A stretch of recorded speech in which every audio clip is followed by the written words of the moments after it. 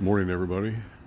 At least it's a rainy morning here in Durham, North Carolina, and it's Friday. And tonight, probably between 9 and midnight, I'll be doing a paranormal investigation in a family graveyard, and it. So what I typically do, at least when I was doing ghost hunting on a regular basis, I would project there, do a remote viewing or astral projection over there. And I was really surprised at the beautiful simplicity that was conveyed while I was there. So in physical reality, I've been to the cemetery, took some pictures, walked around, kind of got a vibe, figured out it was a pretty benign place. If I were going to bring a group of people to have their first experience, this is where I would bring them to.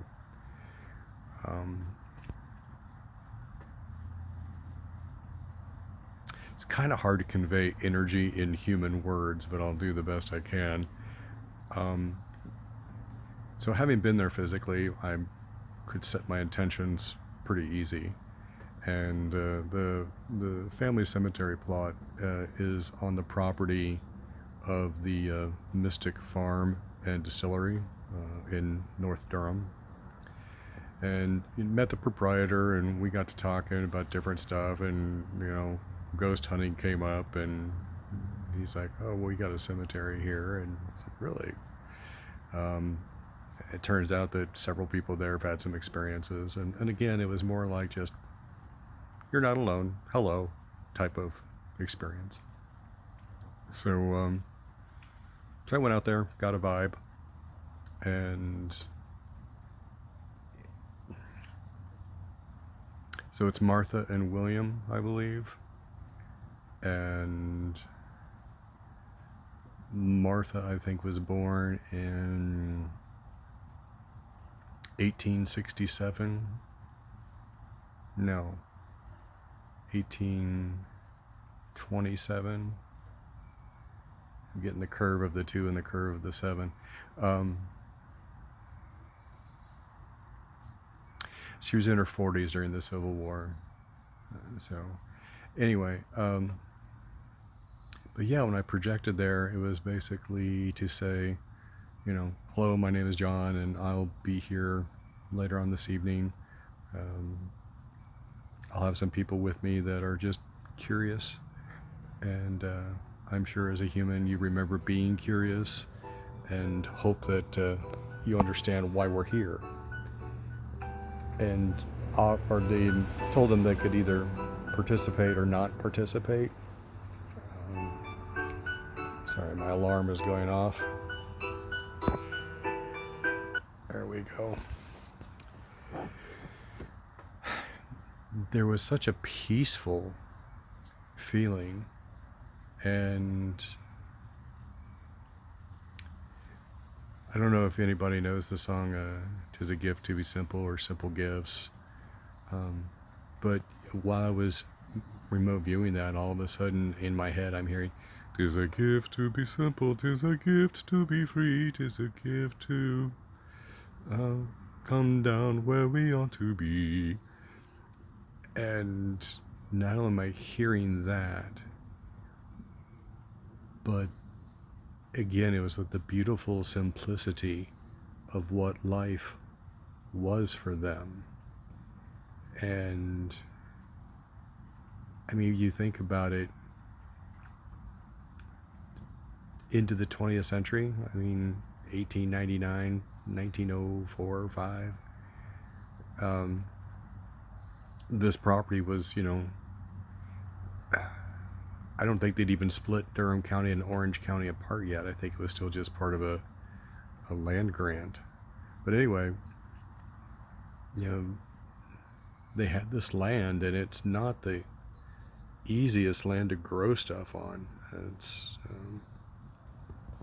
sandstone mostly. But anyway, I mean, there was no internet, there was no Facebook, there was no TV, radio. But then again, they were nowhere near a big city, so I don't think even radio was available to them. It was just a very simple, challenging, difficult, but a very simple existence. And it was surprising because, you know, we hear how, you know, things were easier in the olden days. But I don't think we really stop to think about what that feels like. And again, you hear comments, you know, getting back to nature, getting closer to nature.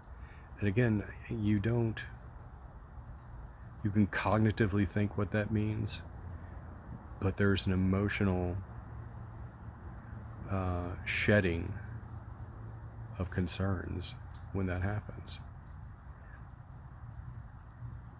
And that was the vibe I got, was just very pleasing, very simple approaches to reality and life. It's like when I was growing up, you know, if you went to a restaurant, sometimes you got the placemat you could use as a coloring book, and they would give you like this little shrink wrap thing of 4 crayons, and, you know, you're off to the races.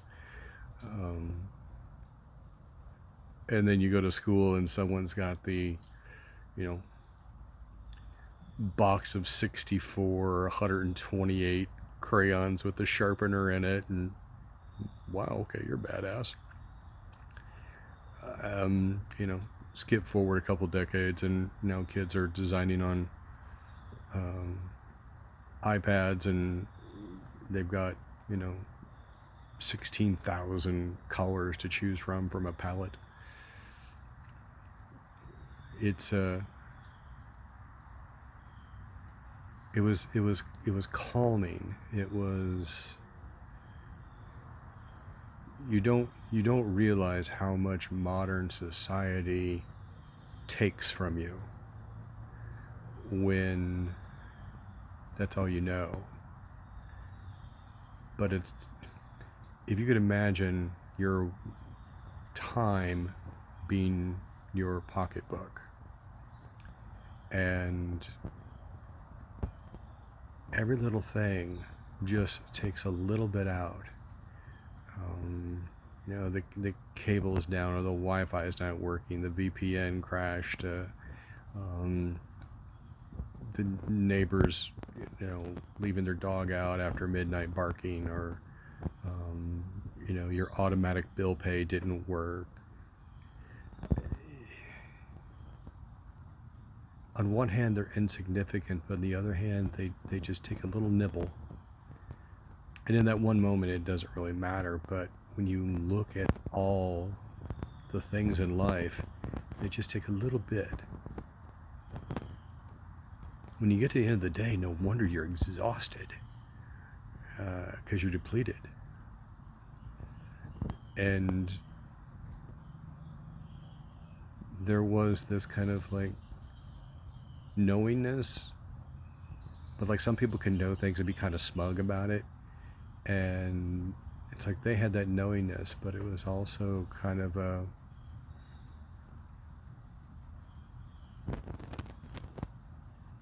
peacefulness.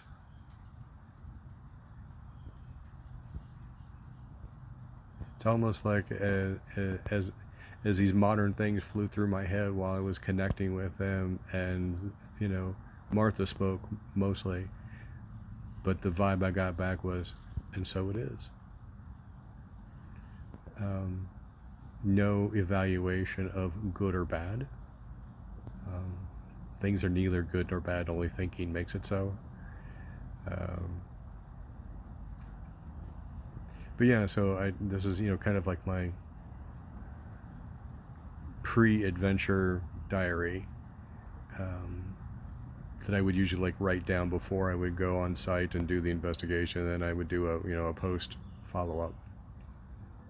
But it was surprising to me, just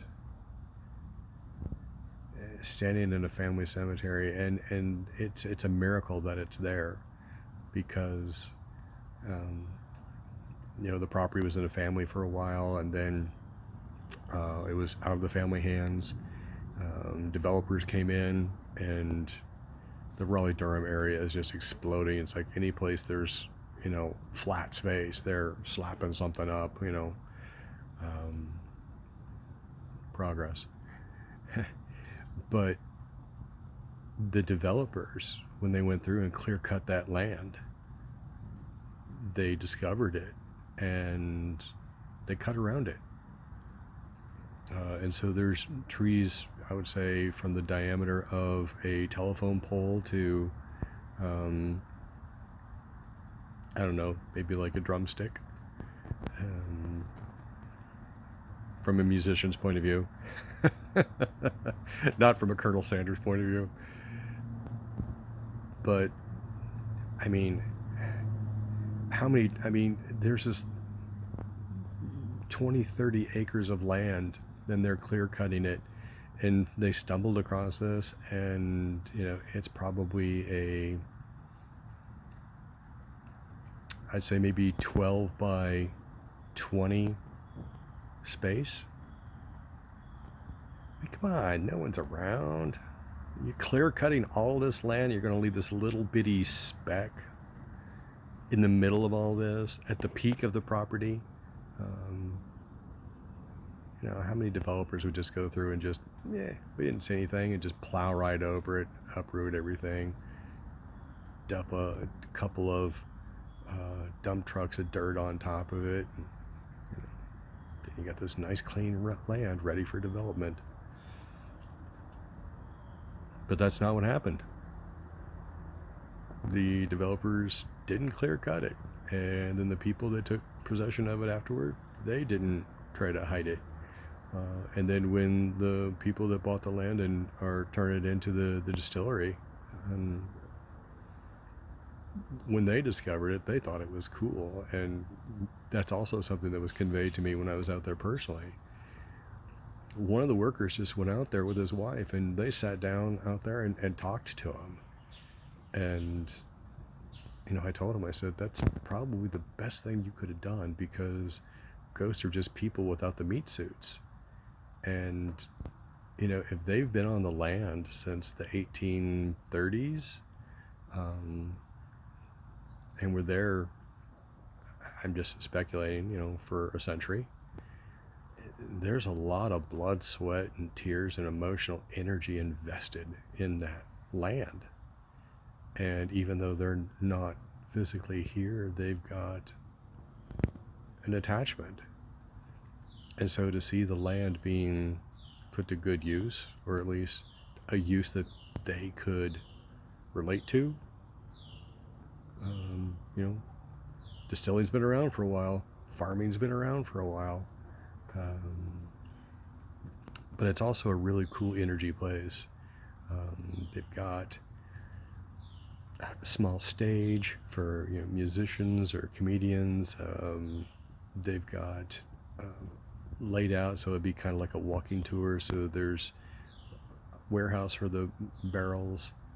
They've got a distilling room. They've got a front office area for tasting and samples and parties and noshas and things like that. The back of the property, I think, is used for I don't know what they call it when you go camping and you don't have facilities. Boondocking, I think, is what it's called. But these got some people boondocking out there. There's always something going on out there. The land is being used. It's not being forgotten. And what it's being used for are things that people 100 years ago, almost 200 years ago, would look at and say, I see what's going on here and I understand this. You know, living off the land, making the land prosperous, and a real appreciation. That's the other thing too, is that when I spoke to the owner, he says that the land when they got it still was kind of marshy, and so they dug out one area to create a large lake or large pond, and then they brought in enough dirt to raise the grade by 3 to 5 feet, I think he said. That's a lot of dirt. I said, dude, you're not farming, you're terraforming. And he started laughing. He goes, yeah, it kind of feels like that. So again, they're invested in the land. The previous people were invested in the land. They're happy to see that the land is being used again. It was a very pleasant visit, but it really struck me how complicated our lives have become because of technology. And someone once said that the way to be peaceful on this earth is to not let things own you. You can own things, but don't let them own you. And I think that I don't think there's enough attention being paid to the fact that we can be owned by our electronic devices.